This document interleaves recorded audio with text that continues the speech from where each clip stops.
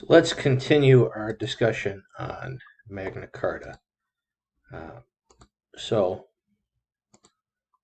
when we last spoke about this, the rebels had penetrated London. The gates had been opened to them. They quite literally put King John in his back against the wall and said, negotiate now.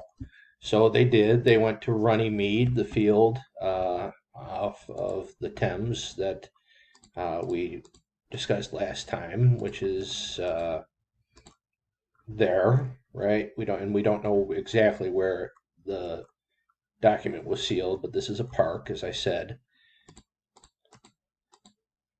So both of these sides, the rebels led by Robert Fitzwalter and King John and the royalists, really saw this as a stalling action. They didn't take it seriously. This wasn't meant to be really a lasting peace agreement. Again, the rebels, right afterwards, they went back on their word to the king to return London to him. The king wasn't too much better, but they said, you seal this. And again, shame on me, absolutely, because the Magna Carta was not signed, it was sealed, as I've said. That'll be on the test, definitely. Really, both sides had a disdain of the proceedings here. So the Magna Carta, whatever it was, stalling action, peace agreement, with anything, it showed that John pushed the barons way too far, and this was the almost inevitable backlash. So the Magna Carta is drafted, the Magna Carta is sealed. So the Magna Carta, a lot of them guarantee, a lot of the clauses, think of clauses like amendments, like the government will do this, the government will do that. The government being the king. They guarantee the rights of the church, and again, not the Anglican church, the Catholic Church in England, which it was at that time. The next 15 clauses were meant to curb the king's exploitation of loopholes in the feudal system. So it was meant to get him to stop doing what he was doing that we discussed earlier, which was taxing everyone to death and other things like that, and also confirm people's rights under the common law. And we should get to common law before the semester ends. But don't just remember the phrase right now. You don't need to worry about what exactly it is. So one of the most revolutionary, because I think I said that the way I wanted to. It's the security clause, and this gave the nobility, the barons, power over the king. So the barons elected 25 of their number to keep and cause to be observed with all their might the peace and liberties granted and confirmed to them by this charter. And that's all you need to know. That's all you need to remember. This will definitely pop up on exam 1, just this bit. Now the rest of this, don't freak out. I just put it up there just in case any of you are curious about what the whole thing says. This is the whole thing. Don't worry about this so much. Just know Clause 61, Security Clause, this is what it said. 25 barons kept an eye on the king. That's what you need to know. So, the Magna Carta, it nominally, meaning at least written on paper, subjects the king to the law of the land for the first time in English history. The charter, though, it's the idea, again, that is important with the charter. The charter is legally valid for no more than 3 months before Pope Innocent declares the Magna Carta null and void. Now, John asked the Pope to do this. What did he have to do to get the Pope to do this? He had to give England to him as a vassal state. So he had to subjugate England to the Papal States. It was the Papal States and not just Vatican City back then. So he was looking for a way to renege as well. But again, this whole thing, the 1215 document, which I recognize there are other versions of the Magna Carta. This is the first one. We're just talking about 1215 right now. All right. But it lasted no longer than 3 months. So Magna Carta, again, dead letter. Nobody really took it seriously. It was just a momentary pause in the conflict. The king disowned it. The Pope condemned it. Everybody's at war again. John's at war with the barons. Everybody's fighting again. So finally, the French take up the Pope's suggestion, and the king sends his son Louis. And I couldn't find a good picture that had to do particularly with Magna Carta, but this, I believe this fella is Louis. I'm pretty sure of that. I don't know who the lady is. Maybe his wife. But that's Louis anyway. They go in support of the rebels. Louis leads an army, and he tries to claim the English throne. Now, the French aren't there. There's a historical animosity, first off, between the English and the French. The English don't trust the French and vice versa. And that has to do with centuries of conflict and strife, which we won't get into right now. So what does the Magna Carta say? These are 4 big points. Again, they'll be on the test. John isn't allowed to interfere with the church. John can't raise taxes without the agreement of the barons. Free men, and there weren't many free men out there, couldn't be punished without a free trial. A freeman would be, wouldn't be tied to the land. A freeman wouldn't be subject to the direct rule of a noble, things like that. The Magna Carta also says punishments should fit the crime. This should all be sounding familiar. Again, we're talking about this for a reason. These ideas show up here. The Declaration of Independence, the Constitution. This is why we're starting off as we are. So the French army comes. The French army is there to help the rebels, but King John dies. He contracts dysentery, bad way to go. As a result of overindulgence, he dies in 1216. So problem solved. The English, trust me, the English do not want a French king. They don't really want the French there. So a regency council that William Marshall leads is formed, and a regency council is formed to help an underage monarch rule. They declare John's son Henry III, King Henry III, and they reissue Magna Carta. Now, why does Henry III need help? Henry III is a whopping 9 years old. So they figure we can make this kid into someone we can deal with, someone we like, someone we want, a king we think we deserve. We don't need Prince Louis. We're going to keep England English. Thank you very much, Frenchmen. They reissue Magna Carta. So there's King Henry III. He had a nice long reign of over 50 years.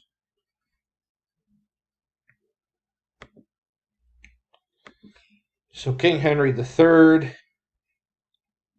reissues Magna Carta, modifies it a little bit in 1217 and again in 1225. The 1225 version really became the definitive text of Magna Carta. It's confirmed several more times by Henry and his successor Edward, another king. So it's the idea again that's important here, because they keep confirming this. Although many of the many of the clauses, many of the provisions went out of date as time went on. They weren't enforced particularly well even when they were relevant. The important thing is, they are confirming the idea that they, as monarchs, are not above the law. And that's really the relevancy.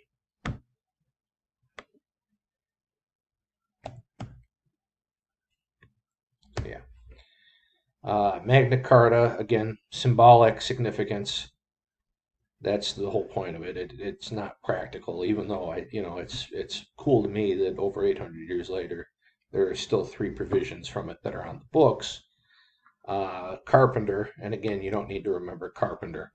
It's just the scholar I'm quoting from. He says its arrival does mark a before and after in English history. So it closes one chapter and opens another one in the history of England.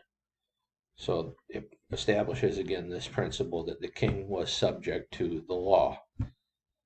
Now, I should tell you also, if I say something 15 times like I am, that the king is subject to the law, that Magna Carta says the king is subject to the law, no one is above the law, that's probably going to be on a test too.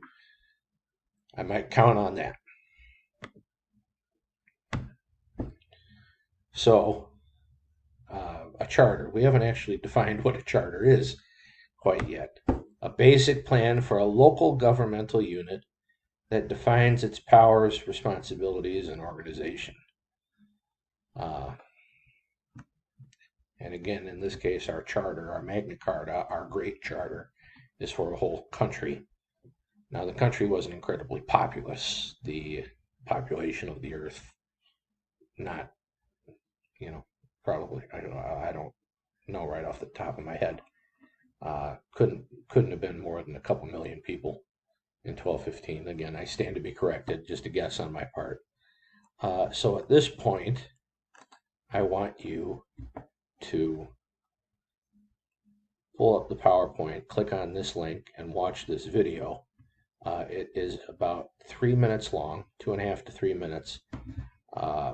I cannot and will not play it because of possible copyright issues. So you are on your own to watch this, and definitely please do, because what's in here is also testable material. It's on the PowerPoint. I definitely do pull a question or two from here, so watch this. So some important clauses are still part of English law today. So 1, Clause 39. No free man shall be seized or imprisoned or stripped of his rights or possessions, or outlawed or exiled or deprived of his standing in any way, nor will we proceed with force against him or send others to do so, except by the lawful judgment of his peers, of his equals, or by the law of the land. To no one will we sell, to no one deny or delay right or justice. Definitely will be on the test. Now that has an equivalent amendment in the good book. What is it? Anybody know? I'm just asking to give you a moment to think before I tell. Amendment 6. And again, anytime you see an amendment, anytime at all, it'll be on the test, and it'll be on the next test, and it'll be on the next test. You're going to learn these amendments. In all criminal prosecutions, the accused shall enjoy the right to a speedy and public trial by an impartial jury of the state and district wherein the crime shall have been committed, which district shall have been previously ascertained by law, and to be informed of the nature and cause of the accusation, to be confronted with the witnesses against him, to have compulsory process for obtaining witnesses in his favor, and to have the assistance of counsel for his defense. So what do we got here? You've got a public trial. You've got an impartial jury. You're going to stand trial where you've committed the crime, if at all possible. You're going to be informed exactly why you're standing trial. You're going to be able to see who's accusing you of these crimes and have your counsel, your lawyer, question them. You have processes to get witnesses that might be favorable to you. You can have a lawyer assist you in your defense. This all comes, again, the idea was for that is spawned right here.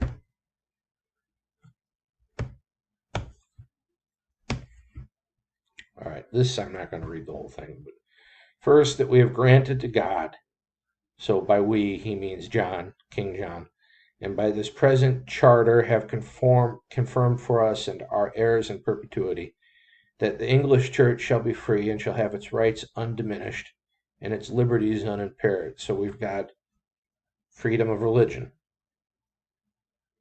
Okay, well that should be pretty simple to figure that one out. What's the equivalency here? Amendment 1. It's not all of Amendment 1, but the idea of freedom of religion. Congress shall make no law respecting an establishment of religion, or prohibiting the free exercise thereof, or abridging the freedom of speech or of the press, or the right of the people peaceably to assemble and to petition the government for a redress of grievances. Pretty good. So this, definitely I would know, this is always on a test in some form or another. What do we get in Magna Carta? Again, none of these principles here should be shockers. Equality before the law. You have a right to silence. What's that? Amendment 5. There are checks and balances. Okay, we have a system of checks and balances between our executive, judicial, and legislative branches. You're presumed to be innocent until proven guilty. You have access to justice, freedom of speech, Amendment 1, access to justice, again, Amendment 6, fair trial, independence of the judiciary, Amendment 6, also Article 3, a right to assembly, again, Amendment 1, democracy through formal legal processes. You got it all. None of these things should be surprising, but know them. So how does Magna Carta relate to American rights? Limited the powers of the king. We don't have well, this is a debatable issue. I do admit, because again, we've got the system that is laid out in here, and we have what we are operating under right now. So it limits the powers of the king. So the president, the Congress, the judiciary. Citizens started to demand rights for themselves. Hundreds of years later, again, the Magna Carta is an example, used as an example for the writers of the Constitution. Our Bill of Rights were inspired in part by Magna Carta. These Bill of Rights and the Constitution, they guarantee rights to all American citizens. Now, don't get confused here, and this is a concept we'll study later. This does not give us rights. This lists rights that we already have. Freedom of speech. Notice it's not Congress grants the citizens of the United States free speech. It is Congress shall make no law abridging the freedom of speech. They recognize that it exists before Congress, that people have this right naturally. So again, watch this. Links right there will be up on the YouTube, on Blackboard, on the slides. Again, not showing it to you. I don't want to deal with any copyright issues, so I'm leaving the videos out. But the link is right there. Please watch it. And this concludes our study of the Magna Carta. We're going to move on to federalism next, so stay tuned.